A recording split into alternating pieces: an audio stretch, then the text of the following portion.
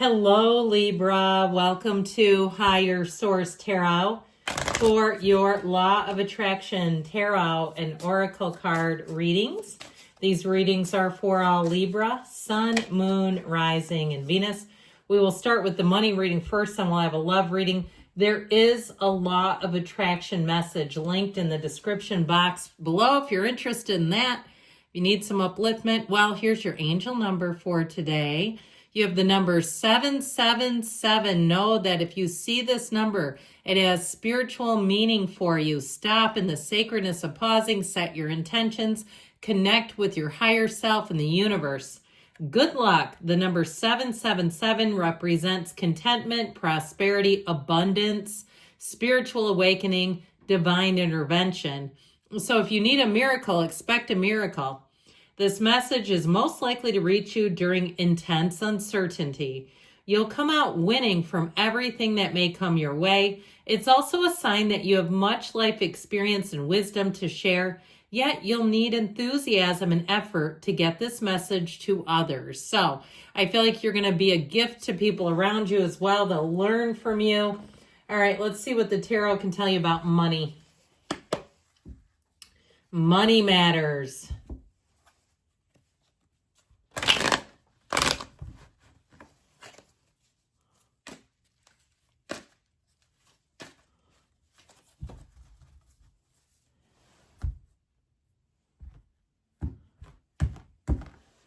All right, you've got the King of Swords, very decisive. He might have made a decision you didn't like with the Five of Pentacles. The outcome is the Ten of Cups. Your advice is the Eight of Swords. So I love the outcome, but the advice is important. All right, there might be too many people chirping. If there's too much negativity about a topic, I'd say stay away from it. You go into a room and somebody says, I'm in a bad mood, let's run, don't walk in the other direction. Something about this is keeping you stuck. And so I feel like there's intense uncertainty, yes, just like the card said. But there's also, too, a feeling of guilt here or not wanting to live your life for yourself. If you feel like other people, you're responsible for them and what you do really impacts them, so you haven't been making a decision. If you have your head in the sand on something and you're ignoring debt or you're ignoring a delinquent bill, let's reach out and get a hold of them. Let's not just sit there and ignore it because it ain't going anywhere. And so I know somebody who was married and they didn't realize their student loans had been in delinquent since like early in their marriage. After like an almost 20-year marriage, their husband had not been paying on it. It's like, well, that's a juggernaut to find out. But either way, it's like if you're aware of it, with awareness brings responsibility. So this King of Swords also might have set you straight, even if it was something like a podcast. Occasionally, for some reason, I don't go looking for financial stuff in the algorithm, but I'll get like a Dave Ramsey thing or something, and he can scare the pants off of you. You think, oh my God, I'll never retire. Or he says things that just haunt you later. Nothing against him, but his advice, I'm sure, is very sage and sound and evidence research. So even if it was something like that really got your attention and you said, I'm going to be different. I'm going to stop this. I'm going to cut things out. So if this was of your own volition, or if you were on the receiving end, here's where you end the relationship with the cable company, because you realize for $150 a month, you could do a whole lot of stuff and you're not watching it anyway. Here's where you say, look, we're going to change some things. We're not doing that anymore. It's a waste, or their prices keep going up. And if that's the case and your money is not going up, you may have had to make some decisions to be done with conveniences, or especially things you're not using. This is very logical, reasonable energy. So it makes sense. Decisions you make here too, you don't regret.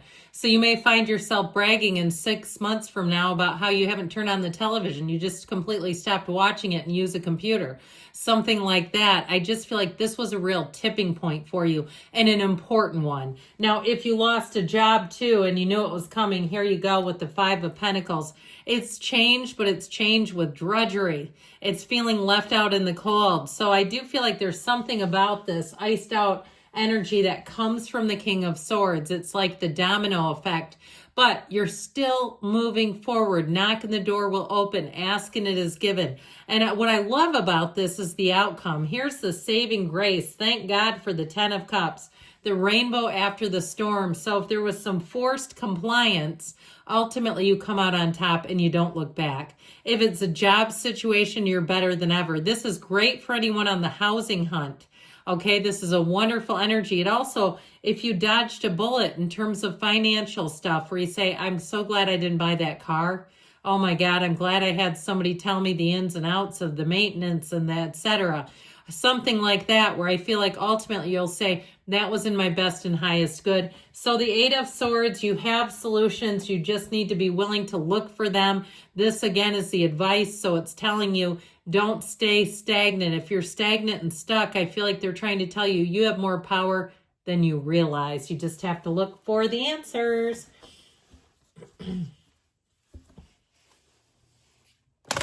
All right, one more oracle, then we'll hit the cards for love.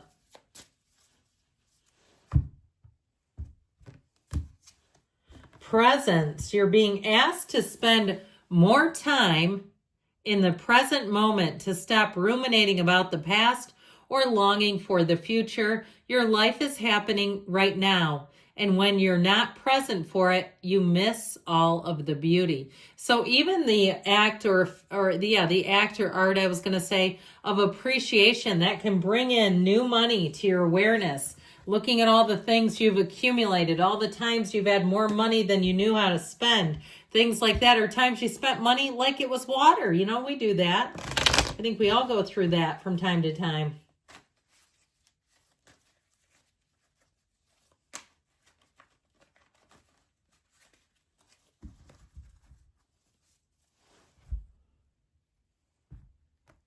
All right, let's see what the cards can tell us about love. The Wheel of Fortune, the Sun, my gosh.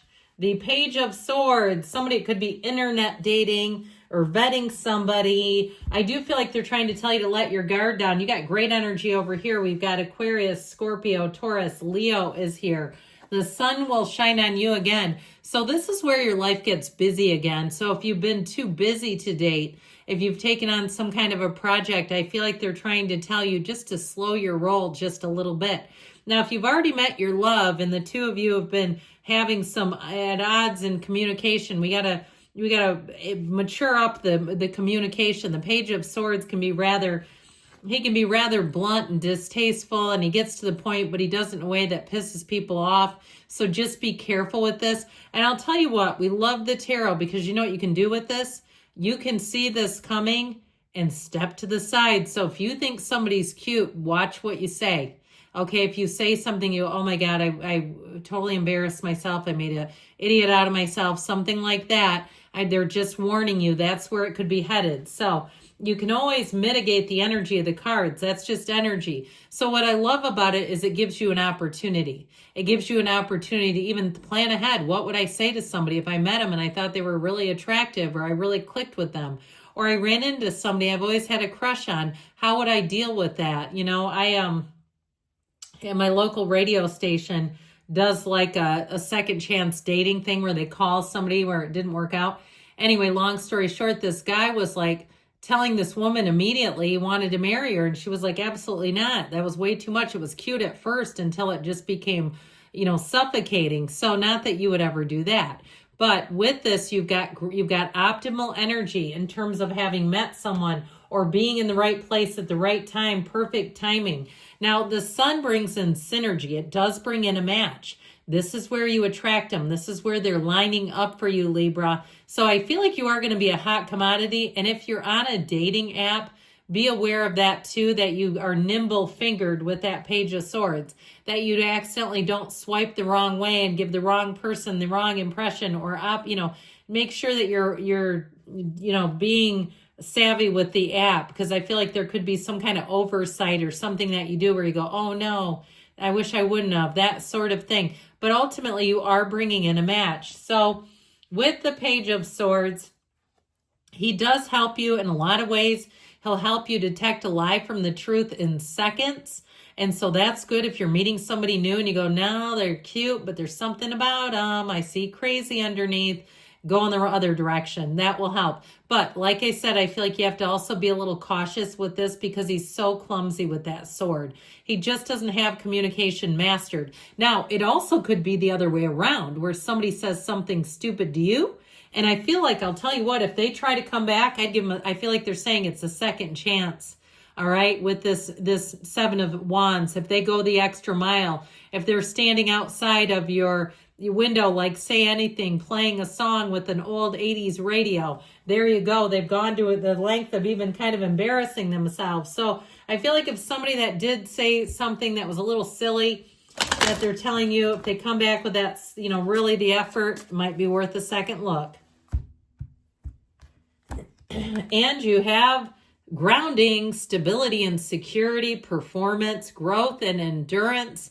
So a relationship that grows and evolves is coming in. I love you, Libra. I'll be back again soon.